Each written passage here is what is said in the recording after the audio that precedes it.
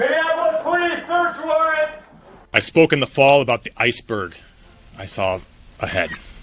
Something's fraud that's much larger than what's been visible to the public. At 4:41 a.m. on a quiet morning in Minneapolis, something happened that would shake the city to its core. Without warning, FBI and IC agents stormed the home of Mahed Nur Osman, the Somali-American mayor who once represented a beacon of hope and integration for the community. This wasn't your average raid. No sirens blared, no forewarning was given. But when the action unfolded, it was clear the target was specific, the operation meticulous. Inside the mayor's residence, agents uncovered a terrifying reality. Stashes of deadly drugs, illegal weapons, and a chilling discovery. 32 children were trapped within the walls of the very house once trusted to serve the people. These weren't just crimes. They were orchestrated, calculated acts that spanned far beyond a simple drug bust. Behind this raid lies an even darker truth. A sprawling network of criminal activity and an astonishing level of corruption within local government stretching from the mayor's office to the very institutions meant to protect the public. But how far did this go? Who else was involved and how deeply was the system compromised? Stay tuned to Military Power as we uncover the shocking details of this case and expose the hidden world of criminal enterprises running beneath the surface. Don't forget to subscribe to the channel and hit the bell icon for more jaw-dropping investigations like this one. Mayor Mahed Nur Osman once stood as a symbol of integration for the Somali community in Minneapolis. His rise to political prominence was celebrated especially within immigrant communities who saw him as a beacon of hope and a testament to the power of hard work and perseverance. However, behind this facade of public service, a much darker story was unfolding. One that would leave the city stunned and the country reeling. Osman's public image as a reformer and leader hid a far more sinister reality. What if his political career wasn't just a success story, but also a shield for illegal activity? For years, FBI and agents had been monitoring Osman. They had built a meticulous case against him, tracking his every move and uncovering alarming ties to a large-scale drug trafficking network. This raid, one of the most significant of its kind, was far more than a routine operation to seize illegal narcotics. It was part of a broader campaign against the entrenched corruption that had wormed its way into the heart of local government. Osman, once seen as a hero, was now at the center of an intricate web of crime that spanned far beyond simple drug deals. What made this case even more chilling was the discovery of a hidden underground tunnel on Osman's property, something no one could have predicted. The tunnel, reinforced and designed for one purpose, was used for smuggling large quantities of narcotics. This wasn't just a simple drug operation. It was a carefully constructed logistics system running beneath the surface where no one could see or interfere. Drugs worth millions of dollars were flowing freely thanks to this hidden route, and Osman's involvement in it was undeniable. But the reach of this operation wasn't limited to mere drug trafficking. As the investigation unfolded, it became clear that local officials were not only turning a blind eye, but actively helping facilitate these illegal activities. The web of corruption ran deep, involving key figures within local government who had been bought off to protect the operation. With this revelation, it became apparent that this wasn't just a bust about drugs. It was a systemic failure within the government that had allowed criminal organizations to thrive under its watch. The early morning silence in Minneapolis was shattered as FBI and IC agents executed a surprise raid on the home of Mahed Nur Osman, the Somali-American mayor, who had once been seen as a beacon of hope for his community. For months, agents had been tracking Osman, suspicious of his ties to a massive drug network and his involvement in government corruption. But nothing could have prepared them for what they found inside the mayor's home. When the agents raided Osman's residence, what they discovered inside was more horrifying than anyone could have imagined. As they moved through the rooms, the team uncovered an arsenal of illegal weapons hidden away in various parts of the house. Piles of narcotics, fentanyl, heroin, and cocaine were found stored in locked cabinets and safes, pointing to Osman's deep and active involvement in the drug trade. The drugs, valued at millions of dollars, weren't just evidence of a man trading in illegal substances. They were the markers of a much larger operation that had been thriving right under the community's nose. But the most chilling discovery came when agents found several people trapped in the house, held against their will as part of an operation that had been running right under the city's nose. These individuals weren't just victims of crime. They were part of a much larger scheme that had been hidden behind the mayor's public service role. The discovery was a punch to the gut.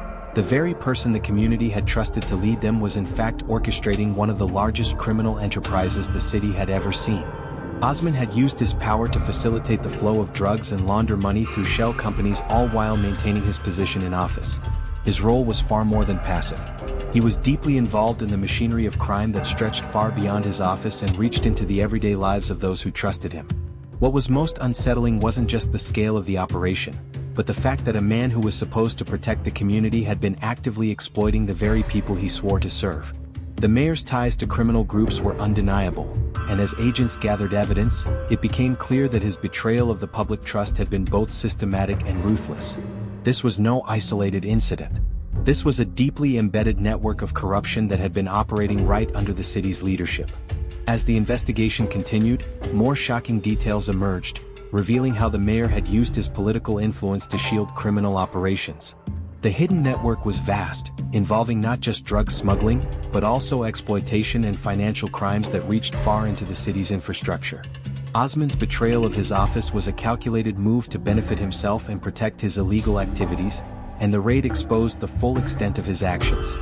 The mayor's arrest had cracked open a door to an entire world of corruption, and federal agents now found themselves locked in a race against time to uncover the full scope of the criminal enterprise that had infiltrated the city. The real question now was how far the rot had spread. If Osman, a respected political figure, could be involved in such a large-scale criminal enterprise, who else in power was complicit? What other dark secrets were buried beneath the surface of the city's government? As federal agents pieced together the evidence, it became clear that the hunt for the full scope of this operation was just beginning. The mayor's arrest was only the first step in dismantling a vast and dangerous criminal network that had been hiding in plain sight. As the FBI and IC agents combed through the mayor's estate, they were quickly confronted with evidence that went far beyond illicit drugs and weapons. The scale of the operation they had uncovered was much more intricate and widespread than anyone had anticipated. Among the most shocking discoveries was a staggering amount of dirty cash. $420 million hidden away in various shell companies, all carefully washed to avoid detection. This wasn't just the work of criminals operating in the shadows. This was a network that had been woven into the very fabric of the local government, protected by corrupt officials who had turned a blind eye to the illegal activities for years. It didn't take long for investigators to piece together how this web of corruption was working. The money laundering operation was sophisticated, involving multiple layers of financial obfuscation. The money funneled through these ghost companies wasn't just to finance the mayor's lavish lifestyle. It was used to sustain the larger criminal network, ensuring that the flow of drugs and illicit goods kept running smoothly. The mayor had leveraged his position of power, using his influence to shield these illegal activities and allow them to flourish right under the noses of the authorities. But the revelations didn't stop there. As the investigation deepened, agents uncovered concrete evidence linking several government officials to the drug trade and human trafficking ring. Some had been accepting bribes, turning a blind eye to the drug shipments coming in and out of the city. Others had gone a step further, actively protecting the criminals involved, ensuring that their operations were never disrupted. These officials, once trusted to uphold the law, had instead used their positions to safeguard a criminal empire. The most disturbing part of all this was the realization that the network wasn't just limited to drug trafficking. It was also deeply involved in the exploitation of vulnerable individuals, further complicating the scope of the investigation. As authorities began to sift through the evidence, it became clear that the corruption wasn't just an isolated issue. It was a systemic failure that had enabled these criminal activities to operate at full scale undetected for far too long. And that's when the real question arose. How could someone in a position of power, someone entrusted with the well-being of the community, turn their back on their duties and actively protect such a massive criminal enterprise? The mayor, once viewed as a role model for the Somali community, had used his political position to facilitate these criminal acts, all while maintaining his public image as a community leader. This wasn't just the collapse of a political figure. It was the exposure of a deeply entrenched system of corruption that had allowed a vast network of criminals to thrive. The money, the drugs, the victims, they were all part of a much larger scheme that had been hidden behind a mask of legitimacy. The more the agents uncovered, the more it became clear the mayor's office wasn't just a platform for political success. It had become a safe haven for some of the most dangerous criminal activities in the city. As the evidence mounted, the question remained, how many others were involved in this operation? How many government officials had been bought off to turn a blind eye to these horrific crimes? And more importantly, what would it take to dismantle such a deeply rooted network, one that had so successfully manipulated the system for years? The investigation had only just begun, but the stakes were higher than ever. The investigation didn't stop at the mayor's mansion. As the FBI and IC dug deeper into the network of corruption, they turned their attention to Minneapolis's port, a critical hub that would prove to be just as vital to the criminal operation as the mayor's office. The port was not just a point of entry for goods. It was a major distribution center for illicit drugs, where shipments arrived from international sources, often hidden in plain sight. But the agents uncovered there would change the course of the investigation and send shock waves through the city. At first, the agents suspected the port was simply being used to funnel drugs into the city. But as they sifted through evidence and followed the trail, they realized just how well organized the operation truly was. Containers arriving at the port from overseas were full of seemingly innocent goods. But hidden among them were tons of narcotics, heroin, fentanyl, and cocaine, ready to be unloaded and distributed across the country. The sheer scale of the operation was staggering. This wasn't just a few small-time dealers. This was a well-coordinated international trafficking ring. As agents began to dig deeper, they discovered the extent to which the port's operations were being manipulated. The drugs weren't just appearing on the docks by accident. They were being deliberately routed through certain checkpoints, bypassing the usual scrutiny that goods in transit would face. The drugs were being moved with military precision, slipping past customs officials, all thanks to the bribery and corruption that had infected key positions within the Port Authority. It was clear now that the corruption reached even further than anyone had imagined. As federal agents combed through the port's shipping records, they uncovered evidence of falsified documentation, tampered inspections, and coordinated efforts to conceal illegal shipments. But the question still lingered: who within the port was actively enabling this operation? How many government officials had turned a blind eye or worse, helped facilitate the shipment of illegal goods? The investigation took a dramatic turn when agents uncovered encrypted communications between officials within the port and members of the drug trafficking organization. These officials weren't just passive observers. They were complicit in the operation, providing cover and protection for the shipment of massive quantities of drugs. Customs officials, once trusted to safeguard the country's borders, had been bought off and were now protecting a global network of crime. The twist came when agents discovered that these corrupt officials weren't simply looking the other way. They were actively facilitating the movement of drugs, ensuring that shipments made it through without detection. The scale of their involvement was breathtaking. This wasn't just about failing to stop the drugs. It was about helping them get where they needed to go. But the most significant question remained: how could so many officials working within the government's infrastructure have been involved in such a large-scale operation? And how far did this web of corruption stretch? What had initially seemed like a routine bust of illegal drugs was quickly becoming a full-blown scandal that reached into the heart of Minneapolis's government and its critical security infrastructure. The discovery at the port was a game-changer. It wasn't just about the drugs anymore. It was about how deeply entrenched corruption had allowed this operation to function unchecked for so long. The implications were clear. If this was happening at the port, where else could this network be operating? The full extent of the corruption and criminal activity was still unfolding, and every new lead revealed just how far the tentacles of the operation reached. The evidence was mounting, and with each new discovery, the question remained: could anyone be trusted? How deep had this corruption infiltrated, and who else was involved? The agents knew they were dealing with a far larger network than they had initially suspected. And as they prepared for the next phase of their investigation, they couldn't shake the feeling that the worst was still yet to come. As the investigation unfolded, the scale of the criminal network surrounding Mayor Mahad Nur Osman became even more chilling. Beyond the drugs, the weapons, and the illicit cash, the most disturbing discovery was the involvement of human lives. 32 children held captive and exploited by this vast operation. These children who were trapped in a system built on corruption and greed became the tragic symbols of an even darker truth. The authorities had uncovered a staggering network of exploitation that went far deeper than anyone had imagined. But the discovery of these children was just the tip of the iceberg. As FBI and IC agents gathered evidence, they realized that the operation wasn't isolated. In fact, these 32 children were only a small part of a much larger, more sinister system. The authorities quickly set to work compiling a national database to track and monitor the scope of human trafficking across the United States. What started as a local bust in Minneapolis was rapidly turning into a nationwide crisis that spanned across state lines and involved multiple victims.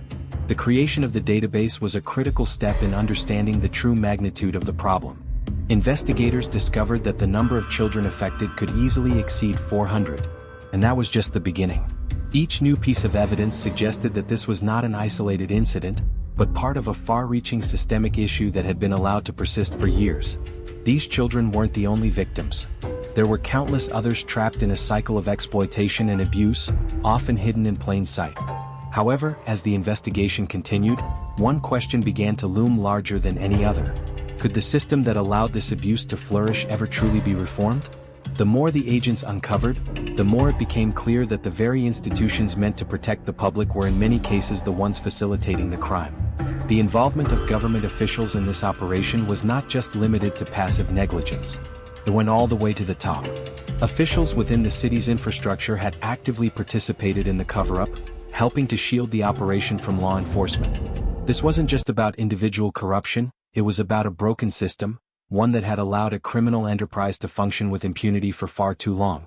The shocking truth was that these officials had not only failed to protect the children, they had actively helped protect the criminals responsible for trafficking them.